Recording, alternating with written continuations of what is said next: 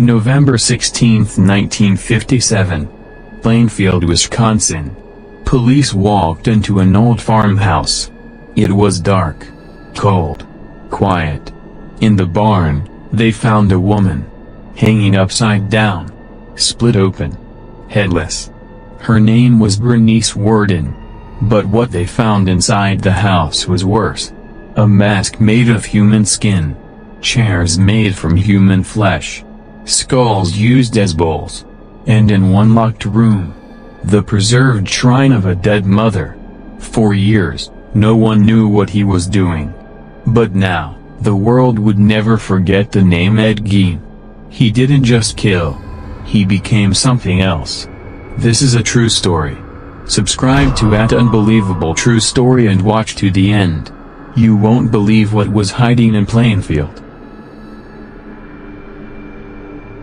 November 16, 1957.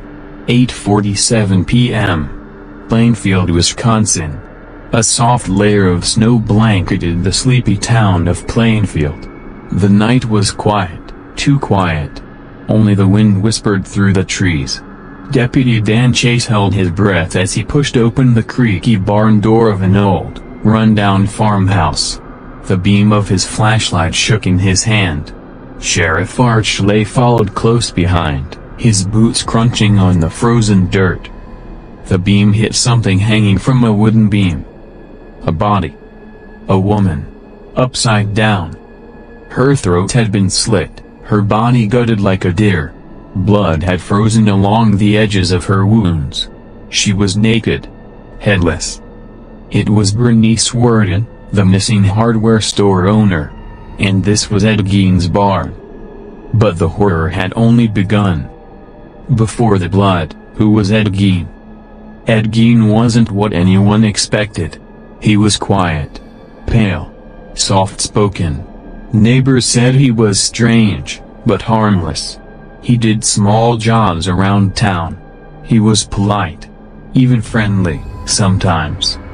But he lived alone, in a decaying farmhouse filled with secrets.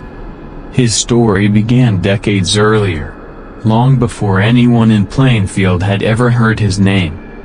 1906. La Crosse County, Wisconsin. Edward Theodore Gein was born to Augusta and George Gein. Augusta was strict, religious, cold. She believed women were wicked, evil. She taught Ed that the world was full of sin, and only she was pure. George, Ed's father, was a violent alcoholic. He beat his sons and raged through the house. Augusta didn't stop him. She only preached harder. Ed's brother, Henry, tried to break away.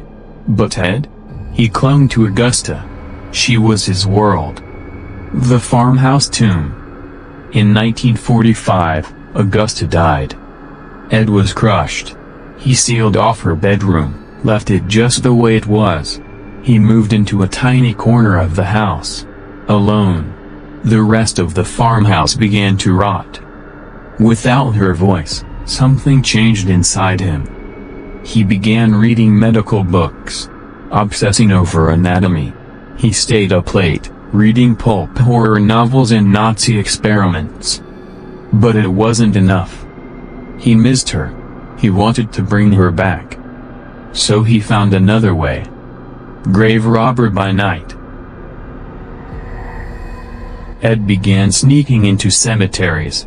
At first, he just visited, sat in silence, touched the fresh soil. Then he started digging. Fresh graves. Recently buried women who resembled Augusta. He unearthed them. Took what he needed. Body parts. Organs. Bones. Skulls. Faces. He brought them home. He turned them into trophies. Masks. Lamps. Chair covers. Gloves. He wore their faces. He danced in the moonlight, pretending to be Augusta. He spoke in her voice. He wasn't killing. Not yet.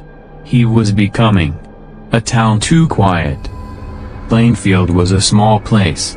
People didn't lock their doors. Everyone knew each other. No one suspected the quiet man at the edge of town. Not until Mary Hogan disappeared in 1954. She ran the local tavern. Then one night, she vanished. No leads. No body. Just a bloodstain on the floor. Ed said strange things after that. When someone asked where Mary went, he said, "She's at my house." People laughed. They didn't know he was telling the truth. The hardware shop horror. November 16, 1957. Bernice Worden disappeared. The last person to see her alive? Ed Gein. Her son, a deputy, found blood in the store. A receipt with Ed's name. A missing rifle. They went to his house.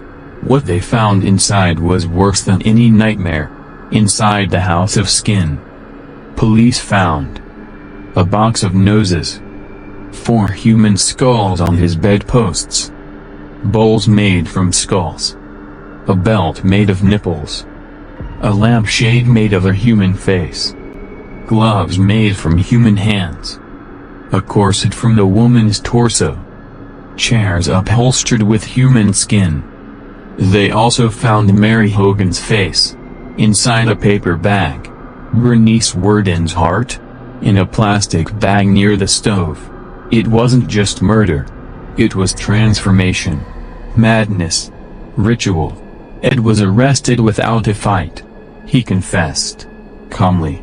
Coldly. "I don't remember much," he said. "I'd go into a daze. When I'd come to, I'd be home.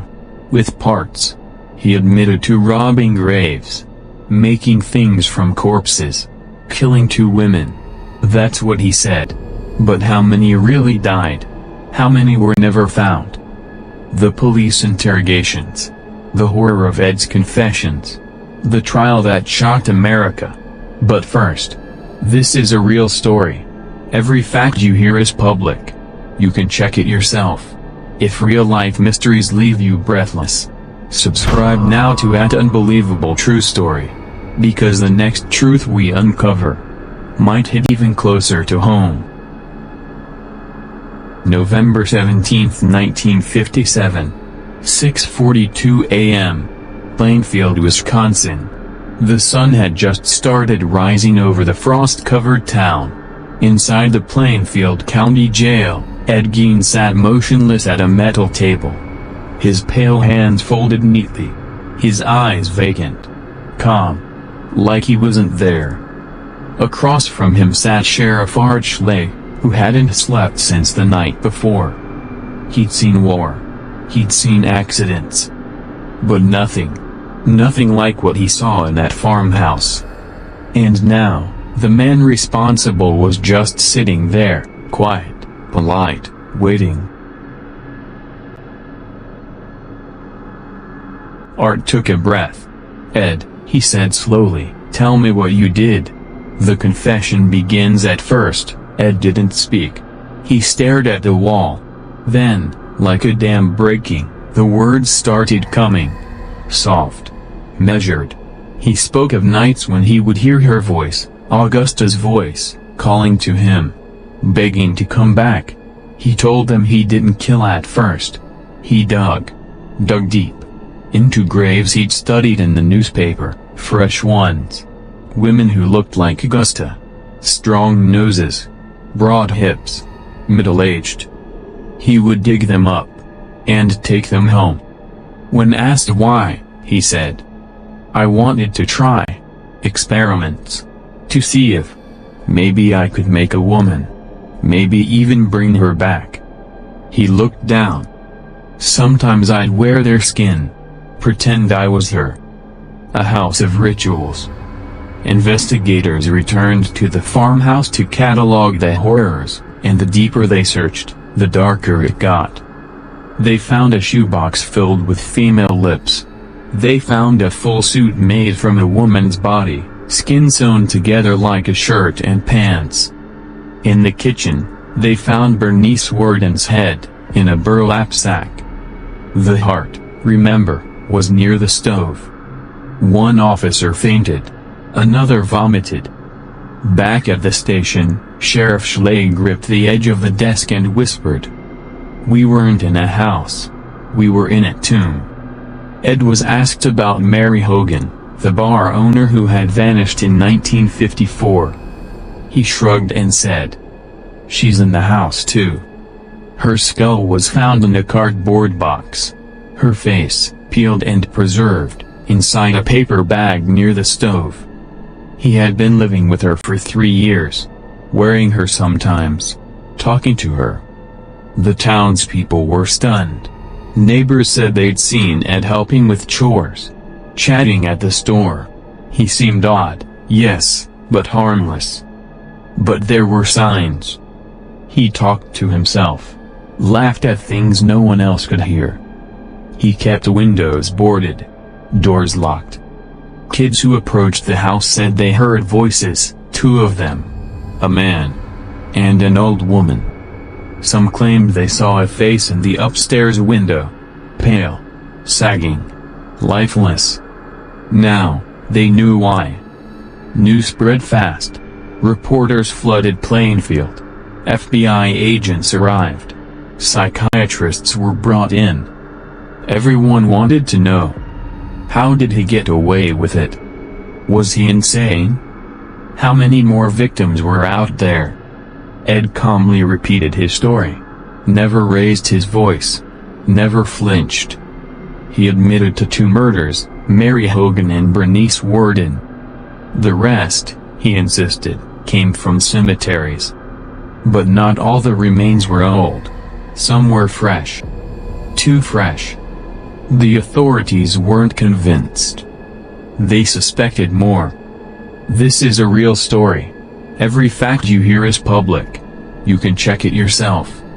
If real-life mysteries leave you breathless, subscribe now to @Unbelievable True Story.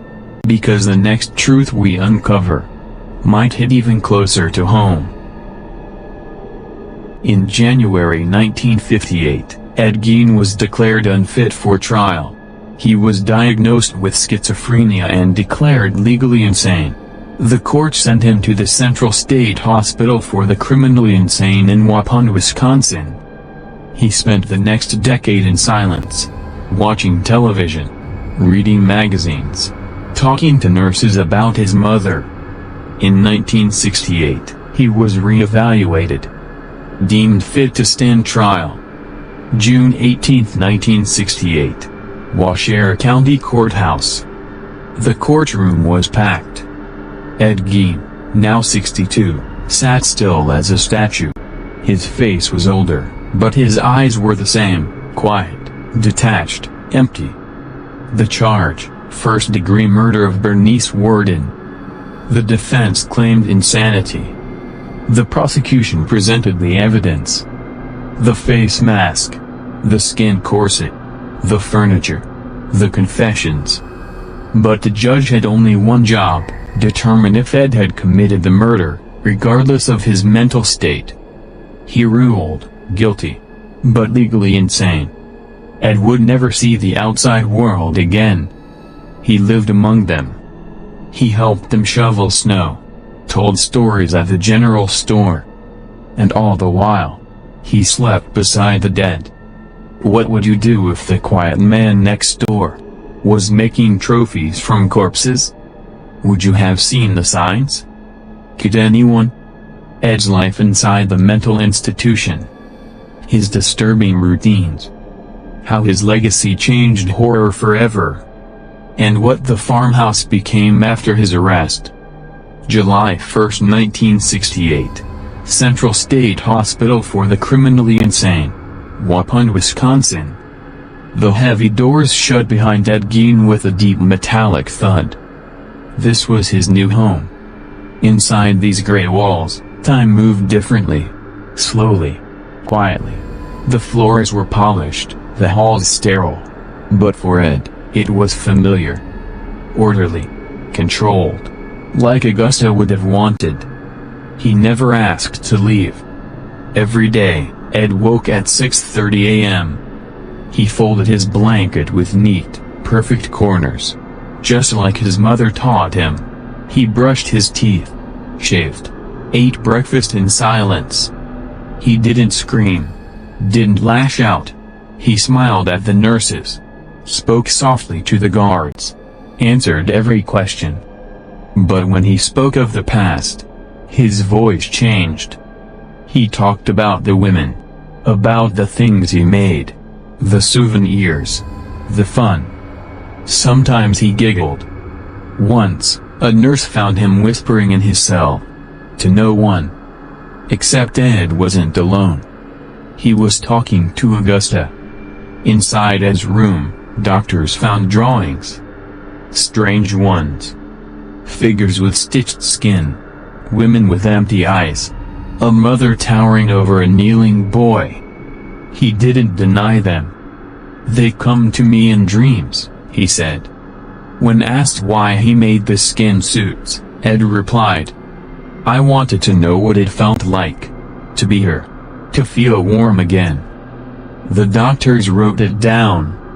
Diagnosis: chronic paranoid schizophrenia, sexual psychopathy, grave mania, maternal fixation. In private, one doctor said, "He is beyond repair. He doesn't know he's insane, because he thinks this is love." Outside, the world couldn't forget Ed Gein. His name was on every newspaper. His face, pale, blank, haunted TV screens. Authors, psychologists, and filmmakers became obsessed. 1 year later, Alfred Hitchcock released Psycho. The Killer, Norman Bates, based on Ed Gein. Then came the Texas Chainsaw Massacre. Leatherface wore masks made from human skin. Then Silence of the Lambs. Buffalo Bill made a woman suit out of corpses.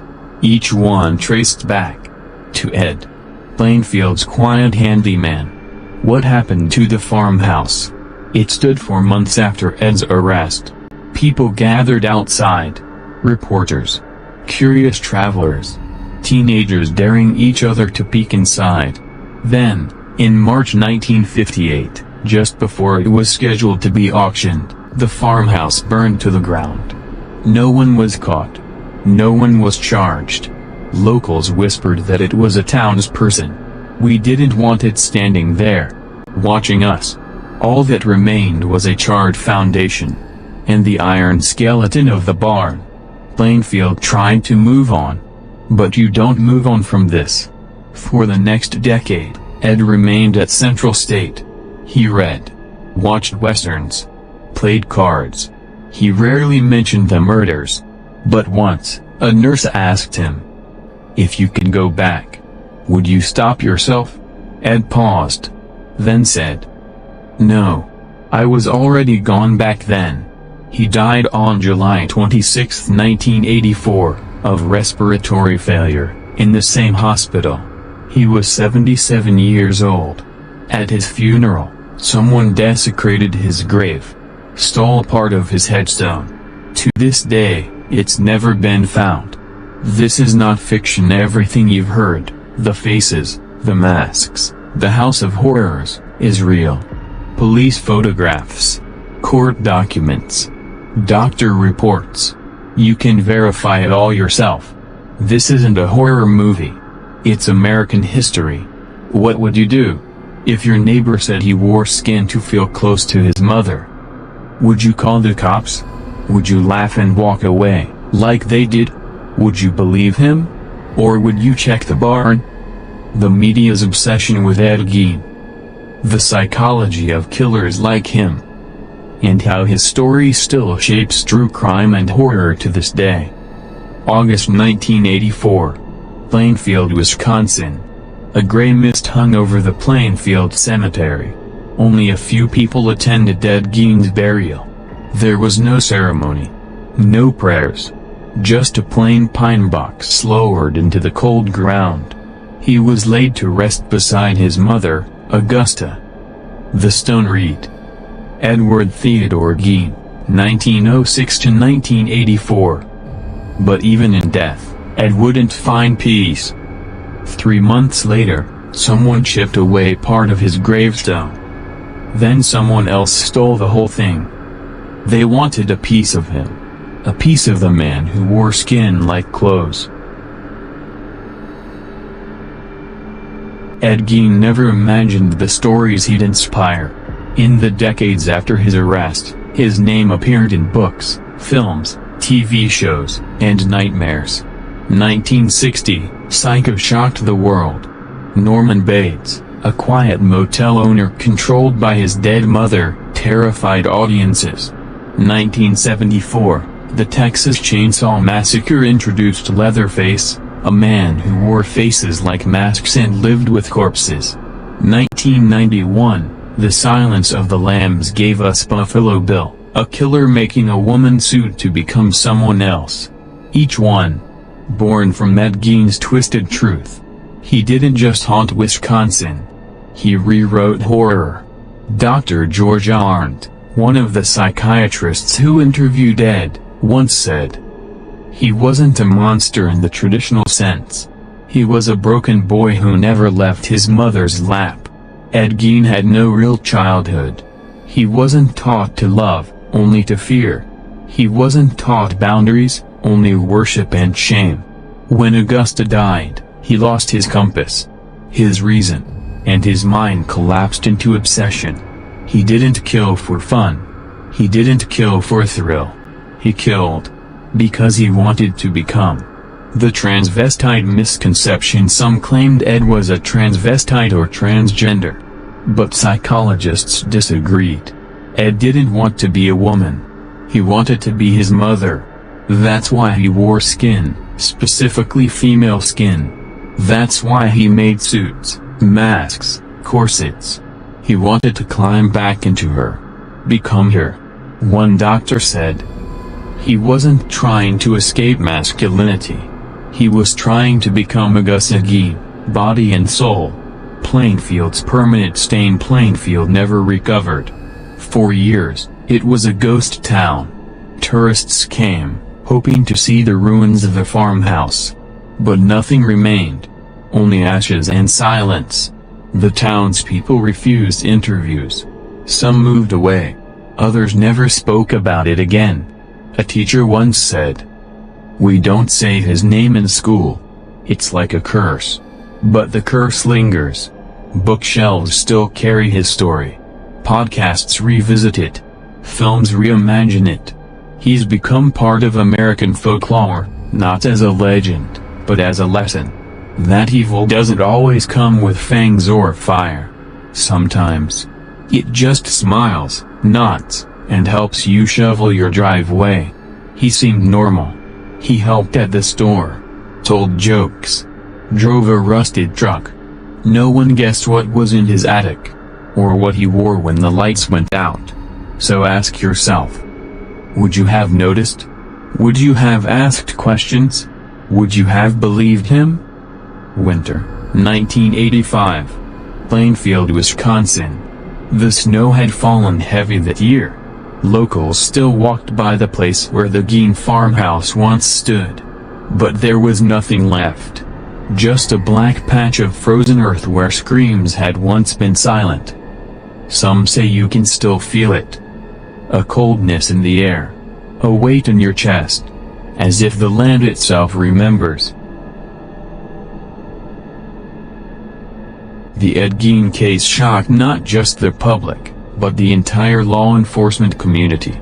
No one had ever encountered anything like it. The FBI studied the details for years. Profilers reviewed every photo, every word Ed said, every inch of the farmhouse. This case helped shape modern profiling of serial killers. His desire to keep body parts as trophies. His pattern of grave robbery before murder.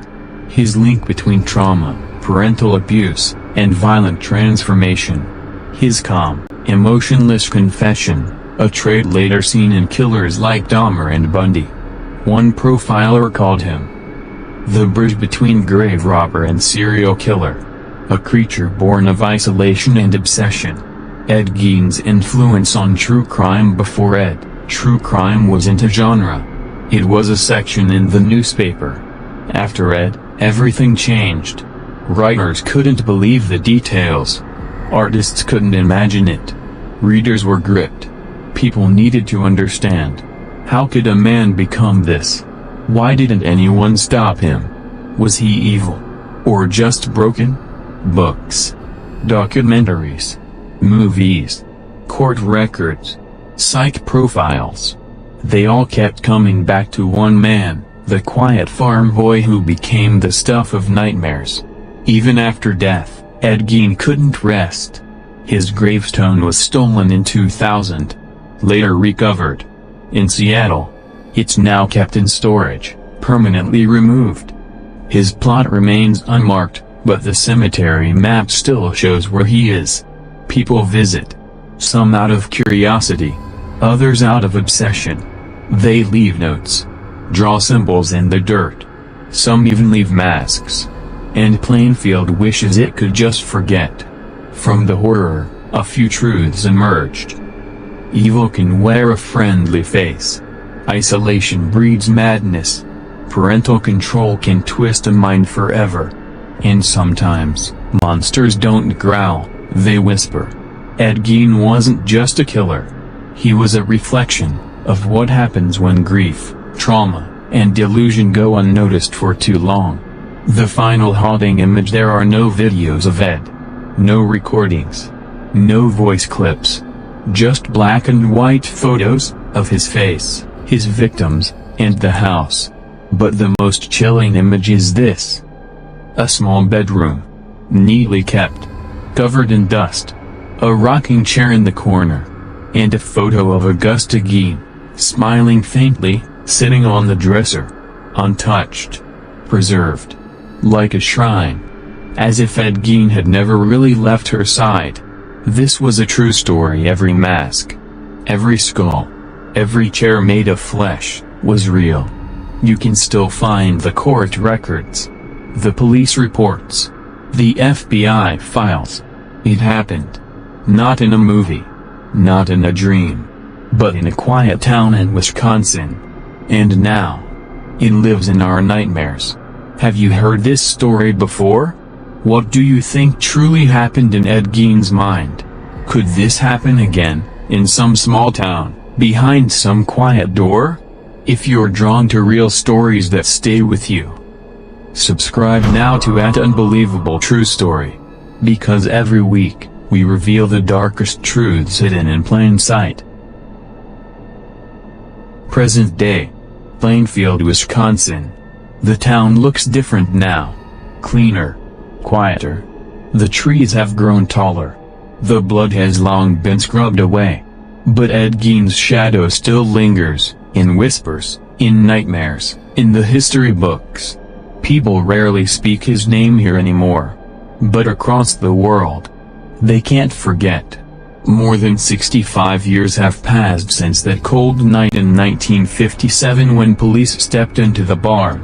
And still, no crime has ever matched the pure, surreal horror of what they found. Horror writers worship his aesthetic. Film schools dissect his influence. But beneath the analysis, lies something worse. A question that no one wants to ask. What if Ed Gein isn't an anomaly? What if he's a warning? Ed Gein was not a criminal genius. He wasn't even organized. He was invisible. A man so isolated, so ignored, so twisted by grief, that he unraveled in plain sight, and no one saw. There are more Ed Geins out there. Maybe not wearing skin, but hiding pain, collecting sorrow, turning inward until something breaks. Not all monsters look like monsters. Some are just lonely boys in broken houses, listening for the voice of someone who left. Mary Hogan, Bernice Worden, and countless unnamed women, dug up from their graves. They weren't characters. They were real. Alive. Breathing. They laughed. Loved. Worked. Cried. They didn't deserve to be reduced to body parts or museum pieces. We remember Ed Gein. But we must never forget them. A filmmaker once visited the site of the Gein house. There was nothing to see, no walls, no floors, No blood. Just trees. Wind. Earth. He stood there and whispered. It's quiet. But it feels like the ground is watching me. Some say evil dies with the man. Others say it lingers, waiting. This was a real story, verified court records. Real police photos. First-hand testimony. Public FBI reports. Nothing was made up. Nothing exaggerated. The masks, the suit, the barn, it all happened. Right here in America. Not why did Ed do it? But why didn't anyone stop him? Why did it take 12 years, 2 murders, and dozens of grave robberies before someone said, something's wrong here? The house is gone. The man is buried. The skin suit is dust. But the story? It still lives. And every silence that feels too long. And every neighbor we wave at, but don't really know. And every smile that hides a scream. This isn't just history. It's a mirror. And sometimes, the thing staring back from behind the glass is darker than we'd ever believe. If this true story moved you, haunted you, or made you think deeper about what hides in plain sight, clapperboard emoji, subscribe to @Unbelievable True Story. Because the next story we tell might be your town, your neighbor, or something buried in your own past. Watch more real crime stories. Share this one. And never forget, real life is more terrifying than fiction.